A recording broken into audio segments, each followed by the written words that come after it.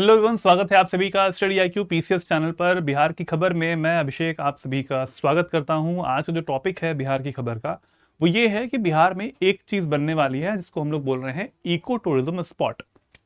अब eco tourism spot है कौन सा, ये जानेंगे इस वीडियो में। किस मंत्री ने ऐसा बोला है, बहुत ज्यादा प्रेशराइज करके इसको बोला है कि हम इसको इको टूरिज्म स्पॉट बना के ही रहेंगे।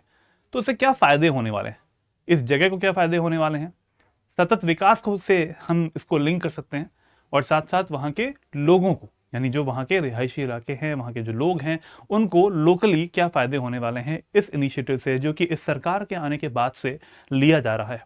बहुत सारे डिसीजंस लिए जा रहे हैं, उनमें से एक डिसीजन ये भी है जिस पर फोकस करना है, और फोकस बहुत जल्दी ही रिफ्लेक्ट होकर हमें सामने भी मिल पाएगा। चलिए जानते हैं इस वीडियो के बारे में। आज के इस वीडियो में हम आपको ये बताने वाले हैं कि क्या विकास की दर, क्या विकास का एक रवैया होने वाला है हमारे बिहार स्टेट में, कौन सा एक स्पॉट है जो कि इको टूरिज्म स्पॉट बनने वाला है। चलिए, न्यूज का जो आर्टिकल है उसके according Bhim Bandh in Munger to be developed as a major eco tourism spot. Bhim बांध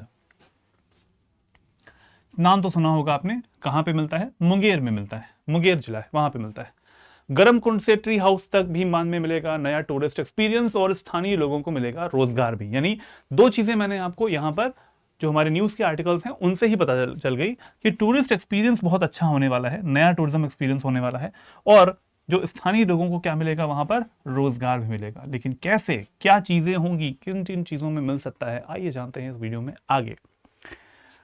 यहां पर आप एक और लाइन देख पा रहे हैं, Bihar government plans eco friendly development of Bhim Bandh wildlife sanctuary to boost tourism jobs and global recognition for Munger. दो चीजों के बारे में मैंने बता दिया आपको। एक है हमारा टूरिज्म जो कि फोकस पॉइंट है। Tourism is the soft power जो कि हम इस तरीके से यूज कर सकते हैं कि यहां पर आइए और हमें बहुत ज़्यादा एग्रेसिवली चीज़ों को प्रोडक्शन करने की ज़रूरत भी नहीं है। यहाँ पे चीज़ें अवेलेबल पहले से हैं, हमें बस उसको संरक्षित करना है और इस तरीके से स्ट्रीमलाइन करना है चीज़ों को, सर्विसेज को, कि लोग वहाँ पे आएँ, चाहे विदेशों से आएँ चाहे हमारे देश से ही आएँ। जॉब्स बढ़ने वाली हैं और ग्लोबल रिकॉग्निशन भी मिल सकता है इस मुंगेर की जगह को, जो कि वर्ल्ड क्लास की लोकेशन बन सकती है, Bhim Bandh wildlife century. चलिए आगे बढ़ते हैं। Bhim Bandh wildlife century बहुत ही एक सुंदर दृश्य आपको मिल सकते हैं यहाँ पर। वाइल्ड लाइफ सेंचुरी है, वन्यजीव अभ्यारण्य है। इससे एक और चीज़ यहाँ पे फायदा मिलेगा कि वहाँ पर जितने भी वन्यजीव रहते हैं उनका संरक्षण भी एक हाई लेवल से, बेटर लेवल से हो पाएगा, बेटर तरीके से हो पाएगा।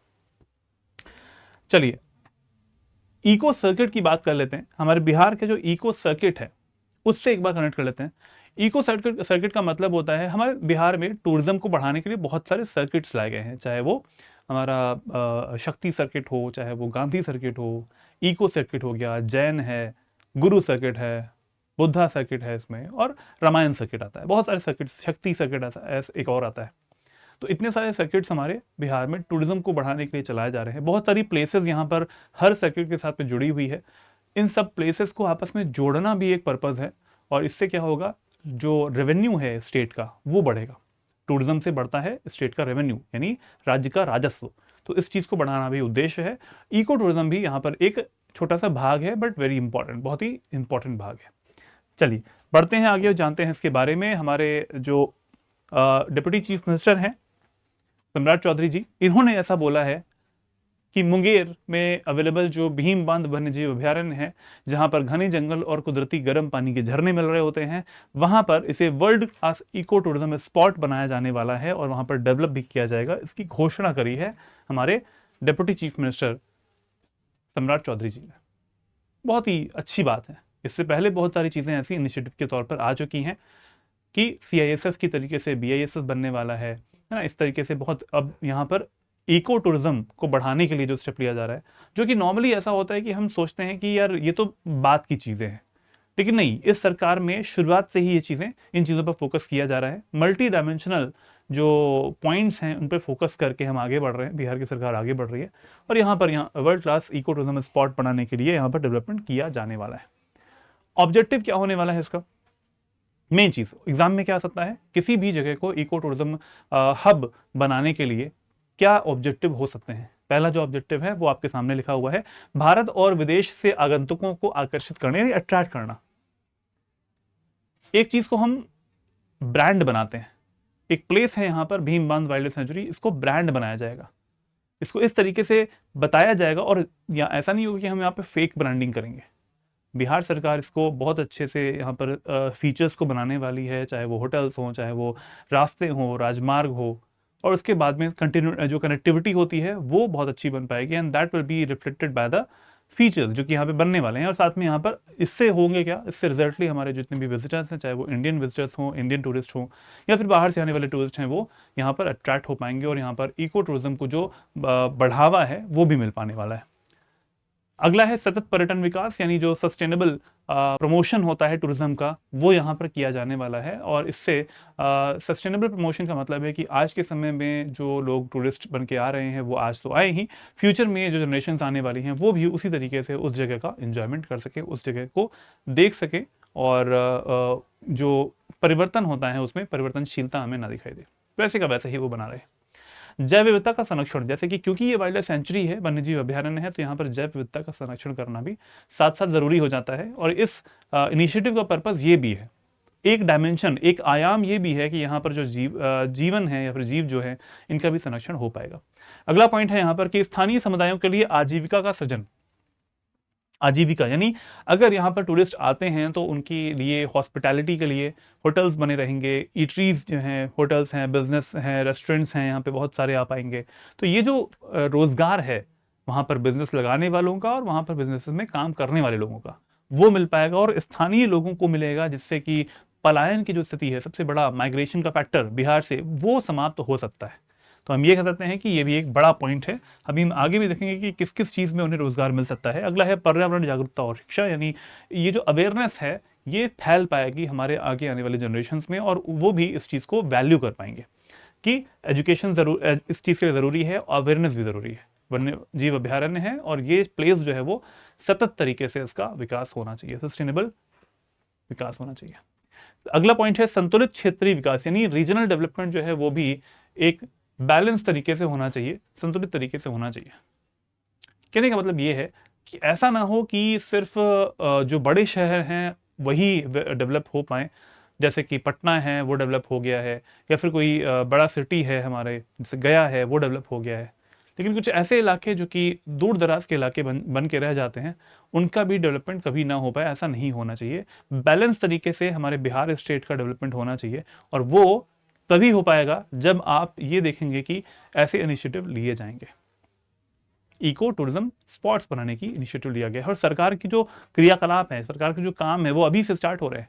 अभी अभी सरकार नई बनी है, 1 महीना भी अभी तक नहीं हुआ है, और अभी देखिए 1 महीना हो गया है जस्ट, अभी 15 तारीख आ चुकी है, तो 14 तारीख को इलेक्शंस जो हैं वो उसका रिजल्ट आया था 14 नवंबर को, उसके बाद से आज 15 तारीख हो चुकी है। 1 महीने के अंदर अंदर बहुत सारे डिसीजंस लिए गए हैं। सदन का जो समय है वो भी हमने देखा 1 से 5 दिसंबर के बीच में था, और ऐसे डिसीजन लेके बहुत अच्छा फ्रूटफुल जो रिजल्ट है वो सामने आएंगे भी फ्यूचर में।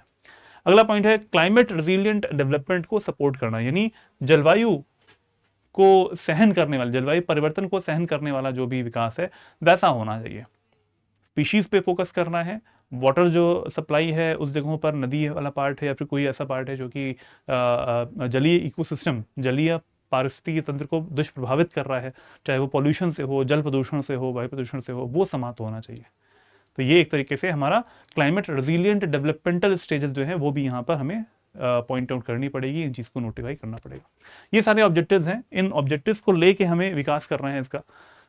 अब देखते हैं न्यूज़ के आर्टिकल में क्या लिखा था, घूमने वालों के लिए क्या क्या होगा खास, यानी जो पर्यटक आने वाले हैं उनके लिए क्या बेटर चीज़ें आपको मिलने वाली हैं यहाँ पर। आइए देखते हैं। यहाँ पर एक अनुभव नया मिलने वाला है, जंगल को करीब से समझने के लिए वन अनुभव केंद्र भी यहाँ पे बनेगा। अब देखते हैं क्या क्या चीज़ें बनने वाली हैं यहाँ पर। वन अनुभव केंद्र यहाँ पर बनने वाला है, वन अनुभव केंद्र यहाँ पे बन जाएगा। योग और सेहत के लिए योग ग्राम बनने वाला है यहाँ पर। योग ग्राम मतलब एक ऐसी जगह जहाँ पर योग की को बढ़ावा दिया जाएगा, योग के लिए लोगों को प्रोत्साहित किया जाएगा, योग ग्राम बनने वाला है। इसके अलावा आयुर्वेद केंद्र, योग ग्राम भी रहेगा और आयुर्वेद केंद्र भी होंगे। इन सभी चीज़ों पर साथ साथ फोकस किया जा रहा है।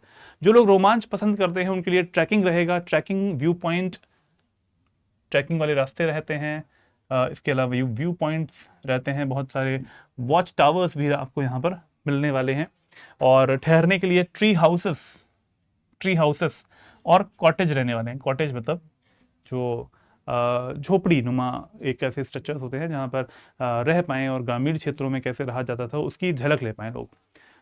वहीं गर्म पानी के जो झील वाला पार्ट है वहाँ पर भीमसेन कुंड, ऑर्किड और फल उद्यान लोगों को खूब आकर्षित करने वाले हैं। तो ये सब कुछ इंपॉर्टेंट है, ध्यान रखिएगा, ज़रूरी है ये सब चीज़ें। कैफेटेरिया रेस्टोरेंट की व्यवस्था भी होगी खाने पीने की, और ये एक तरीके से ईटरीज वाला जो पार्ट है यहाँ पर भी बिजनेसेस लगेंगे और लोगों को फ़ायदा भी होगा। ध्यान रखिए, इतनी सारी चीज़ें जो हैं वो सपोर्ट करने वाली हैं हमारे इस इनिशिएटिव को, जो कि इको टूरिज्म स्पॉट बनाने में काम आने वाली है। अगला पॉइंट यहाँ पर आता है कि भाई स्थानीय लोगों को रोजगार कैसे मिलेगा। तो सीधी सी बात है कि 12 से 13 हज़ार आदिवासी और स्थानीय लोगों को यहाँ पर फायदा मिलने वाला है, जैसे कि यहाँ पर न्यूज़ के आर्टिकल के माध्यम से लिखा हुआ है।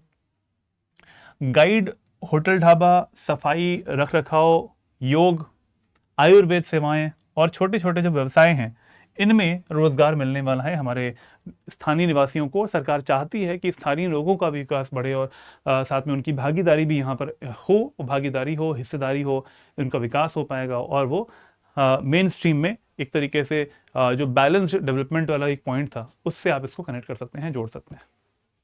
आगे आते हैं, ये बात हो गई हमारे आज के टॉपिक की। आज एक क्वेश्चन, इसका आंसर देना है आपको कमेंट बॉक्स में। किसका आंसर सही होता है आइए जरा देखते हैं। क्वेश्चन है, एशिया की सबसे बड़ी ऑक्सबो झील में से एक कांवर झील बिहार के किस जिले में मिलती है? मधुबनी, कटिहार, बेगूसराय या फिर D option Champaran. Comment box में आंसर करिएगा ए, बी, सी या फिर डी। कहां पर आपको मिलती है ऑक्सबो झील, एशिया की सबसे बड़ी वाली कांवर झील? कमेंट बॉक्स में इन जिलों का नाम लिखा हुआ है, जरूर बताएं, ए, बी, सी या फिर डी। मधुबनी, कटिहार, बेगूसराय, चंपारण। इसके अलावा अगर आप स्टेट पीसीएस, बिहार के पीसीएस की तैयारी करना चाहते हैं और आपको लगता है कि एक ऐसा कोर्स चाहिए जिससे कि सब कुछ आपको मिल पाए, सारे फीचर्स मिल पाए, लाइव क्लासेस मिल पाए, रिकॉर्डिंग्स भी आपको ऐप पर मिलती रहें, mentorship, daily answer writing, content वाला पार्ट है, टेस्ट सीरीज है, एनसीईआरटी का बैच जो कि एक सपोर्टिंग या फिर एक सपोर्टिंग प्लेटफॉर्म बना रहा होता है आपकी पढ़ाई के लिए। इसके अलावा कंटेंट भी हिंदी और इंग्लिश में हम प्रोवाइड कर रहे होते हैं, बुक्स आपके घरों में डिलीवर हो जाएंगी। ये सारे फीचर्स आपको मिलते हैं हमारे RM 15.0 बैच में, जिसका एडमिशन क्लोज हो रहा है आज, यानी आज 15 दिसंबर को रात में 12 बजे से पहले तो डिसाइड कीजिए, रात में 12 बजे से पहले इसको ले लीजिएगा। फाउंडेशन का बैच है, प्री मेंस और इंटरव्यू की तैयारी इसमें तीनों की करवाई जाती है। 72nd बीपीएससी की तैयारी करनी है तो इस समय पे लेना ज़रूरी है, क्योंकि सेल का भी जो दिन है वो एंड हो रहे हैं, फाइनल माइल सेल। इस सेल में आपको ये डिस्काउंट मिल रहा है, मेरा कोड यूज़ करेंगे AKS लाइव तो उससे आपको गोल्ड बैच मिल जाता है 9999 में, और प्लेटिनम बैच 4 साल की वैलिडिटी वाला मिल जाता है 1699 में। 2 साल की वैलिडिटी है गोल्ड बैच में। डिसाइड कीजिए और जल्दी से जुड़िए। इस वीडियो के डिस्क्रिप्शन बॉक्स में जाएंगे तो आपको वहां पर लिंक मिल जाएंगे, 7640003000 ये नंबर है। इस नंबर पे कॉल करके भी आप हमारे इस कोर्स के बारे में जानकारी ले सकते हैं। ज़रूर जुड़ें इस वीडियो के डिस्क्रिप्शन बॉक्स के दिए हुए लिंक के द्वारा भी। इसके अलावा अगर आप हमारे स्टडी IQ के ऐप से फ्री कंटेंट पढ़ना चाहते हैं तो इस QR कोड को आप स्कैन करके भी हमारे फ्री कंटेंट को, फ्री मटेरियल को पूरी तरीके से पढ़ सकते हैं, जो कि स्टडी IQ के ऐप पर मिलेगा। यहाँ से स्कैन करके या फिर प्ले स्टोर से भी आप स्टडी IQ के ऐप को डाउनलोड कर सकते हैं और फ्री कंटेंट की पढ़ाई यहाँ से भी कर सकते हैं। आपको इस वीडियो का PDF मिल जाएगा मेरे टेलीग्राम चैनल से, learn and grow with Abhishek. BPSC study IQ का ऑफिशियल टेलीग्राम चैनल है BPSC_study IQ, और मेरी ईमेल ID यहाँ पर लिखी हुई है abhishek.singh@studyiq.com। जुड़ें और अपने सारे सवालों का जवाब मुझसे कभी भी आप ले सकते हैं। आज के लिए इतना ही। बिहार की खबर में अपने साथियों के साथ में इस लिंक को ज़रूर शेयर कीजिएगा और बिहार की खबर को ऐसे ही देते रहिए प्यार। मिलते हैं अगले वीडियो में। जय हिंद, जय भारत।